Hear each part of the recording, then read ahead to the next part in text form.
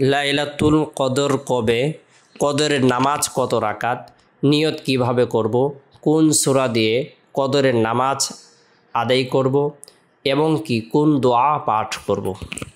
শবে কদর বা লাইলাতুল কদর মহিমান্বিত রাত, তাৎপর্যপূর্ণ একটি রাত, ফজিলতপূর্ণ একটি রাত। এই রাতের ফজিলত সম্পর্কে আল্লাহ তাআলা বলেন, ইন্না আনজালনাহু ফি লাইলাতিল কদর, নিশ্চয় আমি এই কোরআনকে কদরের রাত্রে অবতীর্ণ করেছি। ওয়ামা আদরাকা মা লাইলাতুল কদর, আপনি কি জানেন লাইলাতুল কদর কি জিনিস? কত দামি জিনিস, কত সম্মানিত, কত মহিমান্বিত।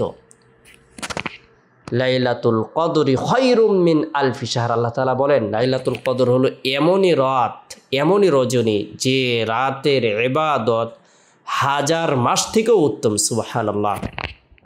এই রাতের বৈশিষ্ট্য কি? তানাজ্জালুল মালাইকাতু ওয়ার রূহু ফিহা বিইذনি রাব্বিহিম মিন কুল্লি আমর।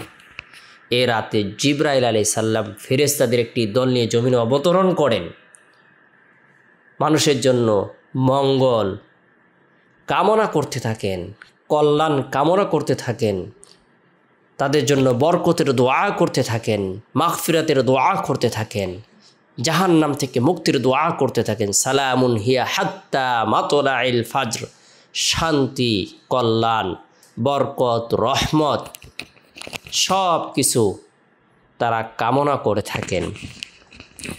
এই রাতটি এমনই রাত যে রাতের মধ্যে আল্লাহ তাআলা কোরআন অবতীর্ণ করেছেন। এই রাত হাজার মাসের থেকেও উত্তম।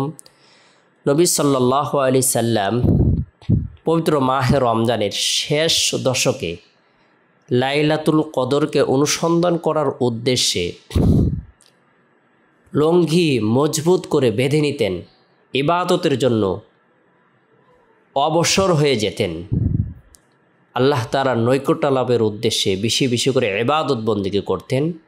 বিশেষ করে আল্লাহ রাসূল সাল্লাল্লাহু আলাইহি সাল্লাম বলেছেন, তোমরা পবিত্র মাহে রমজানের শেষ দশকে লাইলাতুল কদরকে তালাশ করার উদ্দেশ্যে, অনুসন্ধান করার উদ্দেশ্যে তোমরা ইতিকাফ করো। ইতিকাফের মধ্যে যখন বান্দা লিপ্ত থাকবে, আল্লাহর ঘর মসজিদের মধ্যে অবস্থান করতে থাকবে, আল্লাহ তাআলার ধ্যানে মশগুল থাকবে, সে লাইলাতুল কদরের মতো মহিমান্বিত রাত খুঁজে পাবে। বিশেষ করে রাসূল সাল্লাল্লাহু আলাইহি সাল্লাম লাইলাতুল কদরের ব্যাপারে আমাদেরকে যে জিনিসটি সতর্ক করেছেন, আল্লাহ রাসূল সাল্লাল্লাহু আলাইহি সাল্লাম এই রাতটি নির্ধারিতভাবে বলার জন্য যাচ্ছেন আল্লাহ তাআলার পক্ষ থেকে ওহী পাওয়ার পরে। প্রতিমধ্যে দুইজন সাহাবী ঝগড়া বিবাদে লিপ্ত হয়েছে। আল্লাহ রাসূল সাল্লাল্লাহু আলাইহি সাল্লাম তাদেরকে মীমাংসা করতে গিয়ে লাইলাতুল কদরকে হারিয়ে ফেলেছেন। তার নির্দিষ্ট তারিখটি তিনি আর মনে রাখতে পারেননি।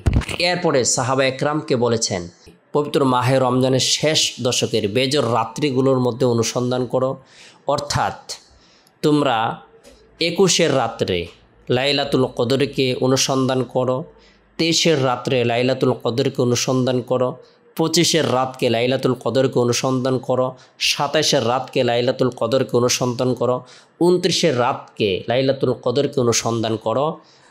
আল্লাহ রাসূল সাল্লাল্লাহু আলাইহি সাল্লাম বলেছেন যে আল্লাহ তাআলার হয়তো হিকমত রয়েছে, এই কারণে হয়তো আল্লাহ তাআলা আমাকে এটি ভুলিয়ে দেন।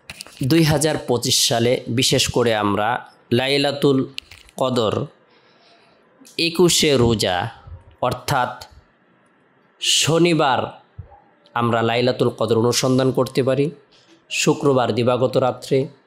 অনুরূপভাবে আমরা প্রত্যেক বেজর যে রোজাগুলো রয়েছে, এই রোজার জন্য যে আমরা তারাবি পড়ে থাকি, 21-এর তারাবি, 23-এর তারাবি, 25-এর তারাবি, 27-এর তারাবি এবং কি 29-এর যে তারাবি রয়েছে, এই তারাবির রাতগুলোই আমরা ধরে নিতে পারবো যে লাইলাতুল কদরের রাত। এই রাত্রে আমরা আমাদের সময় সুযোগ অনুপাতে নফল ইবাদত বন্দেগী, আমরা আমাদের সময় সুযোগ অনুপাতে ইবাদত বন্দেগী করব, নফল নামাজ পড়ব, কোরআন তেলাওয়াত করব, জিকির আজকার করব, তাসবিহ তাহলিল পাঠ করব, রব্বুল আলামিনের দরবারে রুনাজারি করব।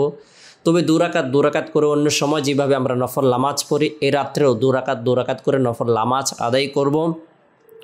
নির্দিষ্টভাবে সংখ্যা নির্ধারণ নয় যে 12 রাকাত পড়তে হবে, 8 রাকাত পড়তে হবে, 10 রাকাত পড়তে হবে, বিষয়টি এরকম নয়।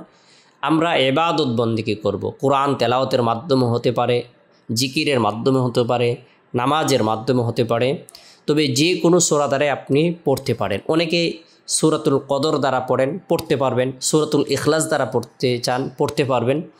তবে লাইলাতুল কদর উপলক্ষে আল্লাহ রাসূল সাল্লাল্লাহু আলাইহি সাল্লাম একটি দোয়া শিক্ষা দিয়েছেন, আল্লাহুম্মা ইন্নাকা আফুন তুহিব্বুল আফওয়া ফাফু আন্নি। হে আল্লাহ, আপনি ক্ষমাশীল, ক্ষমা করাকে আপনি পছন্দ করেন, সুতরাং আপনি আমাকে ক্ষমা করে দেন।